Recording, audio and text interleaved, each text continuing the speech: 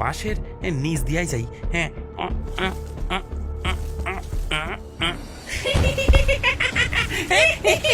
কি হইতেছে গো? এটা কি হইতেছে? বাঁচাও, বাঁচাও, বাঁচাও, বাঁচাও! কে কোথায় আছো? বাঁচাও! ভূত, ভূত, ভূত, ভূত!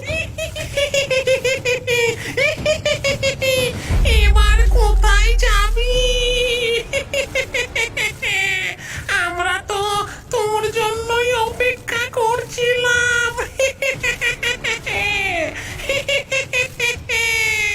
না না না, আমার সাইডা দাও, আমার সাইডা দাও! বাঁচাও, বাঁচাও! কে কোথায় আছো? কে কোথায় আছো? আমারে বাঁচাও! তারপর তারপর কি হলো? হ্যাঁ, তারপর এখানে তোকে কেউ বাঁচাতে আসবে না। এখন এখন থেকে তুই আমাদের মতনই হয়ে যাবি।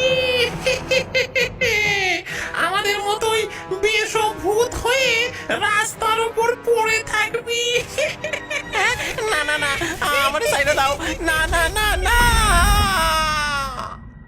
তারপরেই তো আমি অজ্ঞান হইয়া সেইখানে পইরা যাই। ভোরবেলায় যখন জ্ঞান ফেরে তখন সুইটটা এই বট তলায় চলে আসি। তারপর তো সবই জানো তোমরা। গ্রামের পুতুল বিক্রেতা পটলা কাল রাতে তার ভূত দর্শনের ঘটনা আমাদেরকে সবিস্তারে জানালো। কাল রাতে তুই খুব বাঁচান বেঁচে গেছিস। কদিন ধরে আমাদের গ্রামে ভূতেদের উপদ্রব খুব বেড়েছে, বিশেষ করে ওই বাঁশবনের দিকটায়। আধার রাতে তারা কোনো পথচারীকে একা দেখলেই তাকে একদম নাস্তানাবুদ করে ছাড়ছে।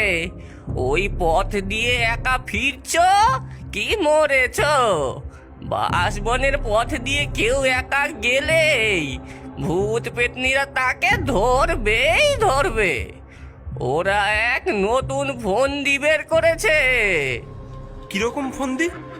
ওই যে বাঁশবনের রাস্তায় যে কটা বাঁশ রাস্তার উপর হেলে আছে, পেতনিগুলো তো তার উপরেই ঘাপটি মেরে বসে থাকে।